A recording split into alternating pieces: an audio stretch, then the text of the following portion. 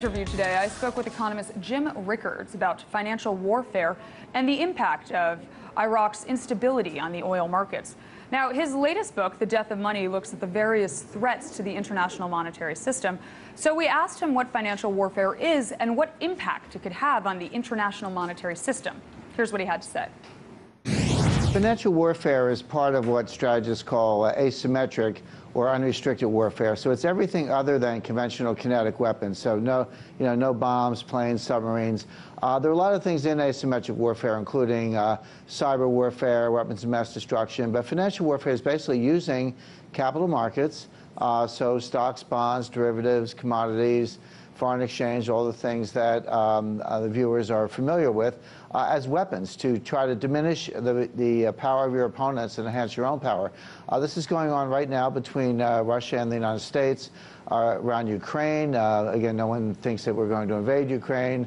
There's no support for that, but putting on sanctions, freezing assets, and there's been a financial warfare. There's been financial warfare between the U.S. and Iran for years. Now it's in a kind of truce right now. Last December, the president announced a kind of détente with Iran in their nuclear negotiations and some other points of contact. Actually, that détente that we're trying to expand it right now around the crisis in Iraq, try to enlist Iranian aid, or maybe Iran and U.S. work together to suppress what's going on there. But so that financial warfare, that financial war is sort of in a truce right now. But the financial war with Russia is alive and well. That's probably going to get worse because I don't think Putin's finished with Ukraine. So basically using things we're all familiar with, capital markets, to hurt your enemies. Now, sectarian strife in Iraq has put the growth of OPEC crude oil production at risk over the next 5 years. So how do you think this conflict will impact the oil markets?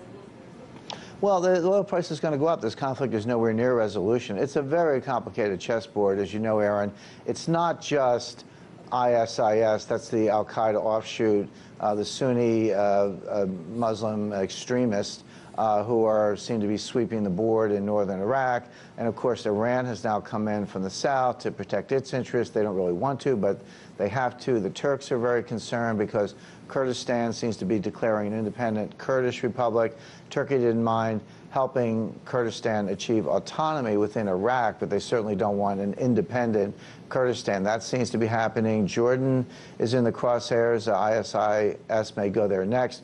But behind the scenes, what's going on kind of at a higher level is that Russia and Saudi Arabia are financing and promoting the ISIS advance. And it's not just these terrorists. There are a lot of former Ba'athist members. There are a lot of Sunni members of Saddam Hussein's former army, the so-called awakening councils, the tribal chiefs. These are Sunnis who are not Muslim extremists, but they do want to topple the Shiite government. So there's an alliance of convenience, and a lot of it's being financed by Saudi Arabia at the moment, also designed to break up the emerging détente between the U.S. and Iran. And this has been going on for a while, and you mentioned this, and American people just roll their eyes like, wait a second, we thought Iran was the enemy. They call us the great Satan. What's going on here? Well, the answer is that, since last year and for a couple of years of private talks before that, Obama has been, playing footsie with the Iranians, and we've really anointed them as a regional hegemonic power and green-lighted their nuclear ambitions. So that's a stab in the back to Saudi Arabia. So you got the Saudis and the Russians using ISIS sort of as pawns, along with former elements of Saddam's army, squaring off against Sunnis backed by Iran, and the U.S. is trying to get on the Iranian side. So it's a very complicated chessboard. But the bottom line for markets is it's complicated. It's not going to be over soon. It's going to get worse. It's going to regionalize, and that means oil prices are going a lot higher. And what about this escalating violence? How does it play out in the future markets? Obviously, there's going to be a lot of volatility, but what would be your bet right now?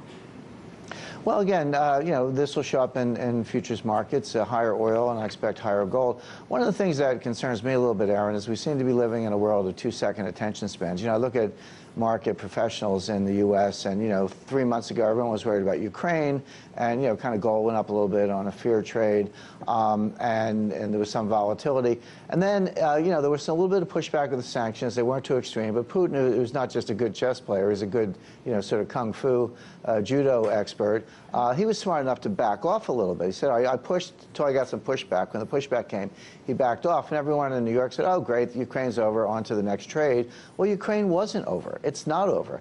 Putin is now moving in. He's rolling tanks in eastern Ukraine. They shut down this. I'm not saying Putin sat there with a grenade launcher, but obviously he has the ability to influence what's going on there. And I heard reports, I haven't seen them confirmed, but I did have some good sourcing on reports that sadly some Russian journalists were killed in Ukraine today. And if that's true, that gives, Putin has often said, I don't want to invade your country, but I will go protect Russians. Well, that's what's called a casus belli, or a reason for war. Not that Putin needs one, but so he might come back into Ukraine. Also, he's assessing that the White House really can't walk and chew gum at the same time. If we're distracted with Iraq, what better time for him to go into Ukraine? And he's the one stirring the pot in Iraq along with the Saudis. So as I say, you got to work this problem at many dimensions. But the bottom line for markets is that, there's this outtrade between complacency on the one hand and a very tumultuous world that's probably going to get worse and more dangerous on the other. That's going to break. My guess is that will break in favor of higher prices, higher inflation, higher oil, and higher gold. It kind of reminds me of the 1970s. It was the Fed had easy money in 71, 72 to promote Nixon's reelection, and we didn't get a lot of inflation at the time, but then there was a geopolitical spark in 1973 with the Yom Kippur War, and then inflation just ran away. We had 50%, 5-0 inflation between 1977 and 1981. So what's going on in the Middle East now and Ukraine could be that kind of geopolitical spark on top of all this, dry kindling or wood that the Fed has printed. People have been surprised, well, how could you print $4 trillion, which the Fed has done, and not get inflation? Well, the answer is that printing the money is only half the equation. You need a spark or catalyst or a change in behavior to increase the velocity of money. And you can wait a long time for the spark, but this may be it. Now, as the situation begins to unravel, it points to the question of why we got involved in the first place. Now, the markets are already feeling the pain as several international refineries in northern Iraq have evacuated personnel. And Ron Paul, an outspoken critic of intervention abroad, has said, quote, because of the government's foolish policy of foreign interventionism, the U.S. is faced with two equally stupid choices. Either pour in resources to prop up an Iraqi government that is a close ally with Iran, or throw our support in with al-Qaeda in Iraq, as we have done in Syria. I say we must follow a third choice, ally with the American people, and spend not one more dollar or one more life attempting to remake the Middle East. Now, Ron Paul isn't alone in his criticism either. Back in 2003, millions and millions of people took to the streets around the world in protest of the Iraq war. But as always, we'll be keeping a close eye on how this story shakes out and keeping you updated on the market's reactions.